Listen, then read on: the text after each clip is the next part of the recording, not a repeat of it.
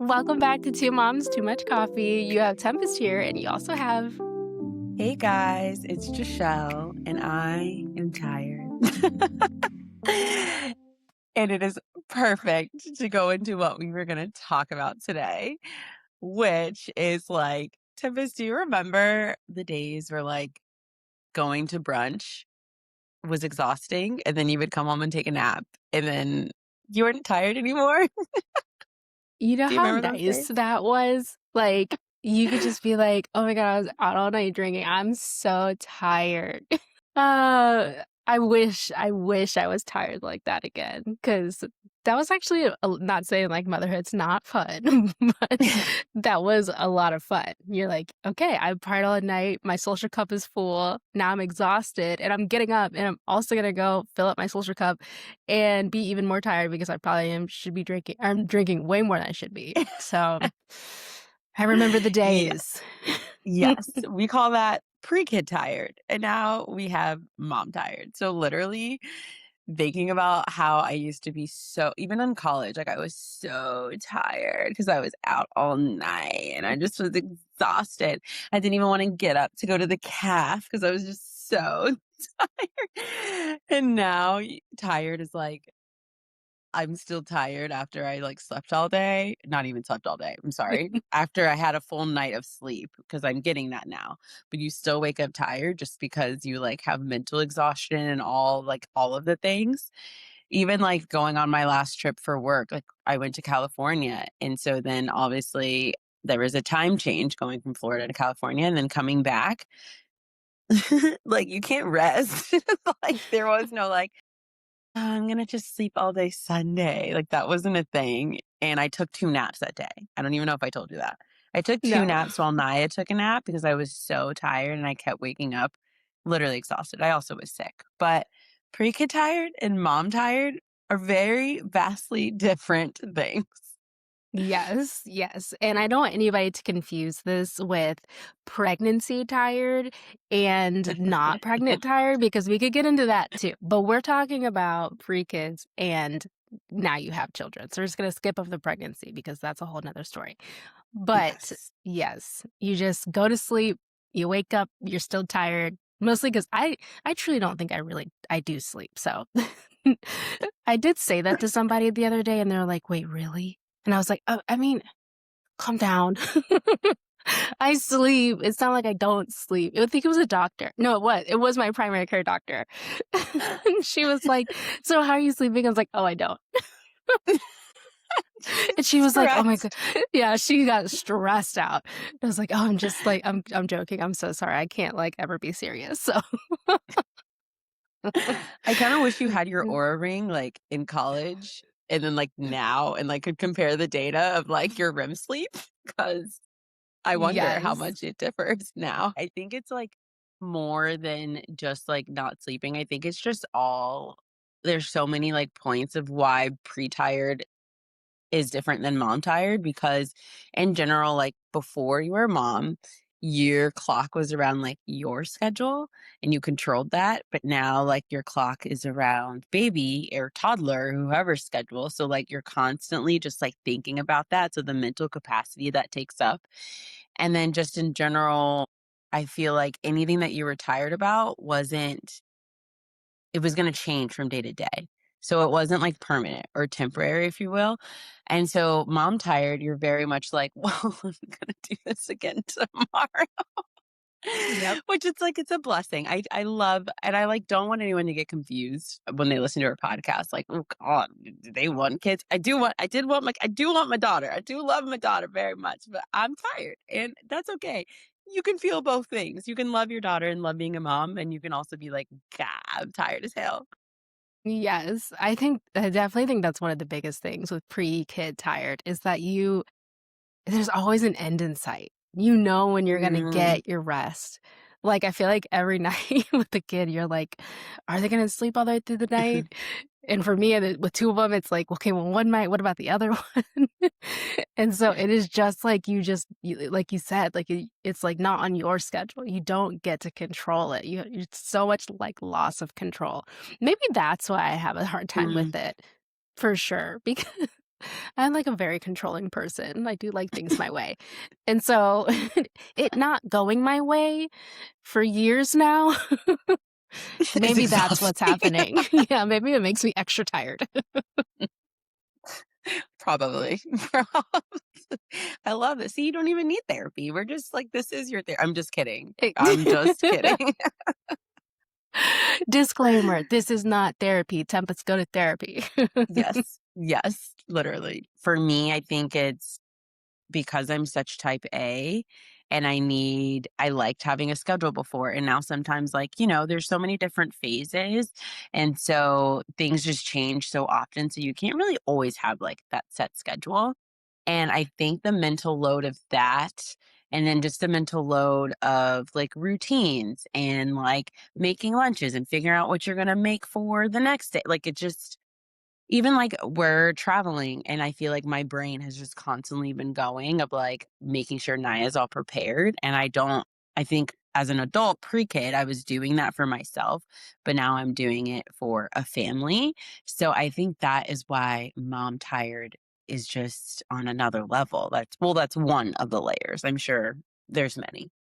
Yeah, I think for me, it is the, like, the because I am a people pleaser, at heart, even though I have a very thick shell, okay, guys? But I do want Mhm, everybody to be happy, and so I'm always, like, wanting to make sure everybody's happy, and I think that's the hardest part for me is that I don't like to burden people, even people that are, like, asking to be burdened, i.e. my partner, like, "Let me help you, let me do this, let me do that, let me" or sleep, and I'm okay. Those are my biggest I think that's, like, the bulk of the reason why I'm so tired after the first year is because I am the handoff and relaxation is very difficult for me, because while I'm like, "Okay, you can handle it," then I'm just stressed, like, "Okay, well, I gotta get back on time because he's been alone for so long with the kids," mm, and I come home and everybody's totally fine, and he's like, "Oh, you're back already?" Like, it just, mhm, like, things like that then I'm just like, "Well, I should've relaxed more," and so I think that for me, that's probably, like, the bulk of my tired now is, like, not being able to let go and relax very well, and it's not because I don't think my partner's capable, he's fully capable. I just, have it in my brain that, I want him to be happy. I know, like, it stresses me out when I have both of the kids all day and he's nowhere to be found, so I'm not gonna do that to him, even though he's, like, asked me to just, like, leave him mhm. alone with the kids, not leave him alone. Leave him alone with the kids and go do my own thing, and, so that's probably one of the reasons why I'm tired, but I'm sure there are plenty of more. Yeah, I think that is such a great call out because I feel the same way. Like, I'm really working on not saying like, and it's really, really hard, guys. So bear with me. But I feel as if when I am on out for the weekend, like, dang it, I feel as if when I go and do my nails and I do that little thing that I do on the weekend, even when so say my nails are taking X amount of time, I'm like, "I need to get home. I need to," and it's like, that is my time to be by myself and to just relax, but my brain does not cut off, and I know my partner is fine. Like, they're okay, but I still feel stressed the whole entire time, and so I'm sure that has a lot to do with it, and I also think another one for me is decision fatigue because I am an overthinker through and through, and I've always been that way. And any decision that I make, it can be like the smallest thing. The other day, I was trying to decide on hair ties to get Naya. Hair ties. Because I was like, I don't want this to pull her hair out. And then this one, I want it. Why is it taking that long? Because anything that I do, I just want to make sure that it's the best for her. And so the smallest decisions and the biggest decisions, I just feel like that stresses me out and that makes me more exhausted because I'm not one to just put it in the cart and order. It'll sit in my cart a little bit just for me to make the decision. And so I think that in general, that whole piece from even when I was pregnant, trying to decide on strollers and car seats and everything like that, I think I've just pulled that into being a mom and it's exhausting. Yeah, absolutely. I have a rack for you if you need. Gosh. Um, that works really well on both Sequoia and Abel's hair, and it doesn't pull it out. They're reusable. They're like rubber ones, but they're reusable, and so they've lasted forever at this point. If Ooh. you want the recommendation, I can give it to you. Yes. Send it Um, over. Do you guys see how she did that? Like, that was, like, such a good you see how she didn't tell me what I need to order? And remember how we did the episode of, like, unsolicited advice? That was a great example of saying, "Let me know, and then I'll send it to you." Good job, Tempest. Thank you. I've been working real hard. But what you were saying, I feel like that it's like a big conversation of just like how different the mental load is now.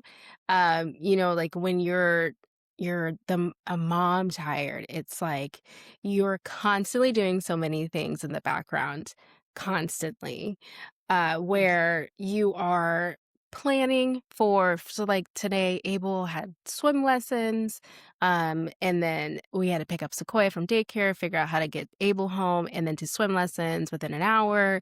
Like all that decision planning went on me, which is, it's totally fine, but it did. And it's like one of those things where you're constantly trying to figure things out when, then you're just like worried about your children. Like right now we're in cold and flu season and both of my kids have Mhm, runny noses, and I'm just like, mhm, okay, now what? Now do we have enough ibuprofen? Do we have enough Tylenol? Are they sleeping okay? Like it took Sequoia a minute to go down tonight that never happened. So I'm like, okay, is she gonna need me tonight? Let me prep myself to make sure if I have to sleep in a chair all night in her room. Like it's just all of these things that pre-kid tired that did not think about mhm, at all. mhm. Yes, and a part of that, I feel like, is the remembering part of the mental load, so just having to remember everything, remembering daycare closes at 6, so I need to make sure that I pick her up at this time, and then, "Oh, no, we're got an alert to bring her diaper." So just so there's so much remembering that you need to do, and when you are pre-kid, you're only responsible for yourself, and now, like, even if you have a partner, you're still kind of remember I mean, not kind of, you are remembering things for them as well.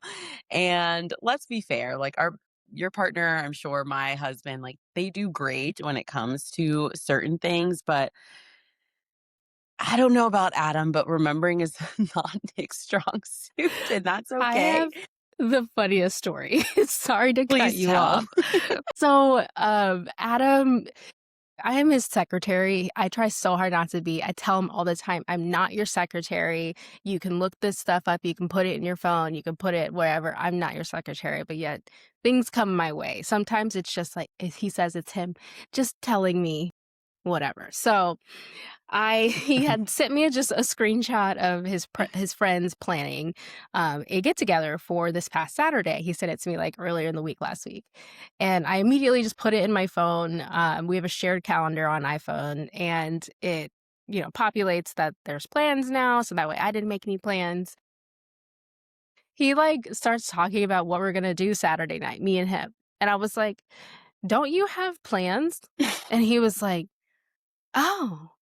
Man, I'm glad you told me because I saw them talking about doing something tonight, and I was like, "Well, I'm not doing that." I was like, "What? Didn't you want to do this?" He's like, "Oh, yeah, I did. I just thought they were talking about something else." He just, like, It's one ear out the other, did mhm, not think about it again after they talked about it. mhm. And so now, as you just said, you're not just remembering for yourself, you're remembering for your partner, Yes. your kids. Yes. Yes. Like, Prime wild, example. Like, that is wild the behavior. prime example, and it is exhausting just being the I don't even know, personal, like, family ledger, if you will? Like, just having it all in your brain, and it sits there, and I just feel like sometimes my brain is on overload, and I can tell that I am mom tired. I used to be I think I said this yesterday, I used to be the one that, like, had to or on our last podcast. I used to be the one that had no notifications, and I just can't. Like, I'm just too tired. I'm very bad at responding to people now, and I used to be great.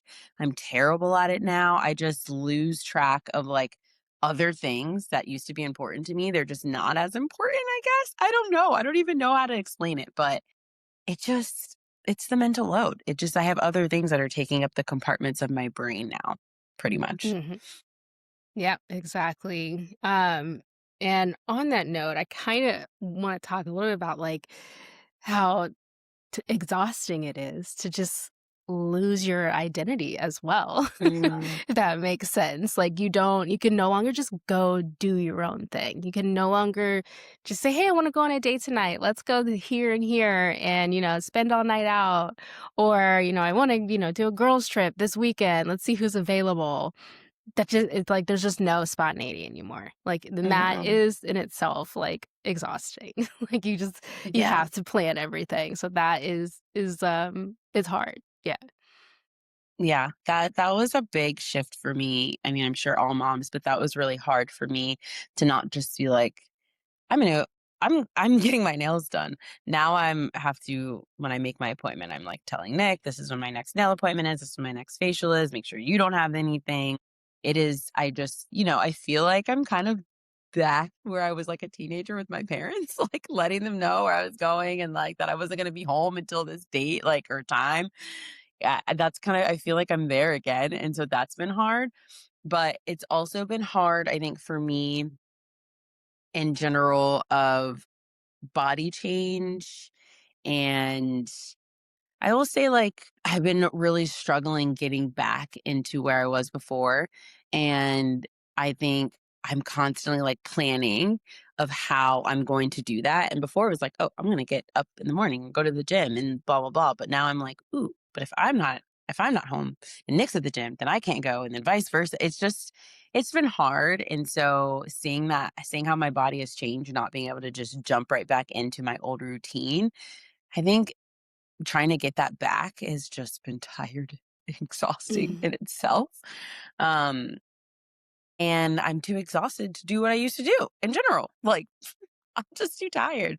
And so I kind Also of that, like yeah. want to sleep in the bit that I can now. So yeah, that in itself has been a new change, a tiring change. Yeah, I think about that often because I decided to start working out at home instead of at the gym, and, just so that can just, like, not be a barrier for me. Like, okay, I don't have to think about, like, driving to the gym and then thinking that Hmm. that's, like, time I'm spending getting to the gym, so I'm like, "I'm just gonna work out at home."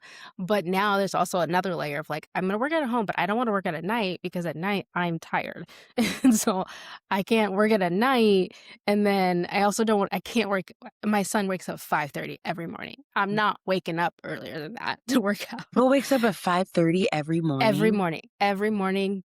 I don't know what is wrong with him. And then on the way to daycare, which daycare starts at 8:30, and so on the way to daycare, he's, like, crying, and I'm like, "Abel, you know how sad you are right now? If you slept when you woke up and then you just sleep instead of waking up and moving around, you won't be so sad when we go to we go to daycare." I'm telling you, I have this conversation with him every day. He doesn't care. He's like, "I don't know, mom. I'm awake at 5:30. I'm gonna be awake." Um, but no, he does a good job. Now he gets himself dressed. He'll come in and be like, "Hey, can you help me with my sock? My sock is doing this weird thing." And then he'll go play in his room. Adam went in there this morning and he apparently was reading the back of the Chicka Chicka Boom Boom book and was just like saying each letter, which is adorable. He's a sweet angel. He really is. But he's up too early. He's up too early. Don't you can't have everything, okay? But sorry, shifting back to what we were talking about, um, I do wanna, like, question, is this normal, or are we burning ourselves out from what we're constantly doing? And I think kind of both. If you're asking me, I think it's both. I do think that there is, like, especially when you're, like, a new mom. you don't realize you don't have to do everything. And then obviously there's so many hormones wrapped into like making sure your kid is healthy and alive. So that part makes it like really stressful. You're like, I don't want to give my kid to this person, or I don't want to get my partner's doing it wrong. They're crying, like the kid's crying with them. And then you're like, I'll just do it. I can do everything. So I think Mhm. that sometimes that might be a little self inflicted burnout. But what do you think? Yeah, I agree. I think that it can definitely there's definitely levels of mom exhaustion, and I think that it can be, like, chronic. And I think that's usually when you're not asking for help, or even not even that you're not asking for help, but sometimes there's moms that just don't have that support around them, or they don't have a partner, or, it's just them. And so they have that chronic exhaustion just because it's just them doing every single thing. And I think with that, it's not fair that sometimes it is that way. But I definitely think that that leads to burnout, or they probably are burnt out. So I think it depends on you and your situation, and if you are asking for help, or if you do have a community. But yeah, I agree with what you're saying. But I think if you do have a community, it's important to ask for help, which I have to remind myself this all the time. Um, that it's okay to like lean on our friends who are around. It's just hard when it's your baby and you want to keep them safe and you want to trust everyone, and sometimes you can't. But I think at the end of the day, that's like the biggest piece of trying not to burn yourself out. I do think one of the biggest things though when you're talking about like when to ask for help, I've learned because my brother is not a baby uncle. I've learned he does not come around when they're in the diaper phase, and it's because like he's just never experienced like babies, and he is really good at coming over during nap time. So I'm just like, okay, I'm gonna put my kid down and then you come over for the 2 hours she's sleeping and I can go do my thing. So it's like another fun way to like ask for help Mhm. if you don't feel comfortable with them like watching your kid. You might actually be okay with them just sitting on a couch in your house and you can go get a tiny break. Yes, yes, I agree.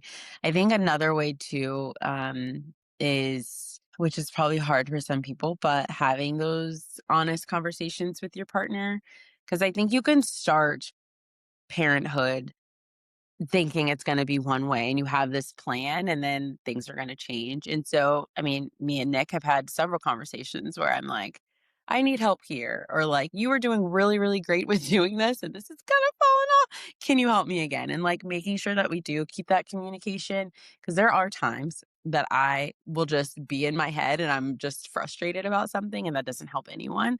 And then when we have those honest conversations with each other, things get better. So I think maintaining that and not just having one conversation just because things change so much with your child and phases, I think that helps. Making sure that you are actually asking for help from your partner. Yes, Mhm. agreed. And I also think that lowering your standards, I know that's like sounds terrible, but one of the biggest things that helped me the first go around was my partner telling me to lower my expectations. Like, Mm, and you just first I'm like, "Excuse me?" But if you go under the assumption that you're not gonna sleep for the first year, which I know sounds insane, but, like, okay, I'm just not gonna get, like, a normal sleep that I'm used to for the first year, or even if it's easier to break it into chunks, I'm not gonna get, sleep this week, she's teething. And then it is so much better. You're like, "Okay, well, I knew I wasn't gonna sleep." So, here I am not sleeping, and, it really did help, like, my mind feel better about the lack of sleep I was getting, or even, like, if it's, like, my partner goes on a trip every summer, and it is 5 to 6 days where it's just me and the kids, and that's a long time. So, I just like my expectation is that I'm going to be alone then, those 5 to 6 days, and, it helps me so much because when it comes along, I'm like, "Okay, here I am. This is what we're doing. We were prepping for this," and I feel so much better. So, I think just, like, lowering the standards of what you're expecting has helped me immensely even though I'm exhausted. I agree with that because you told me that he had said that and you were like, this is Adam's go-to, and I was literally like, "Huh, yeah, that makes sense." Because if I think to myself, "Naya is gonna sleep like an angel for the first year," I would have been exhausted from day one. So I agree with that, and that piece of advice actually helped me a lot. So it sounds a little crazy at first, but then when you think about it, it's like, no, truly, the unhappy parents are the ones that set this expect high expectation that baby is gonna do this immediately, and now they're upset because they didn't. So I agree with that piece. Yep, Yeah. same. Thank you so much for tuning in, guys. We really appreciate it. We would love it if you would like, comment, subscribe, share with fellow moms that are super tired, and we will talk to you next time. Thanks. Talk to you next time.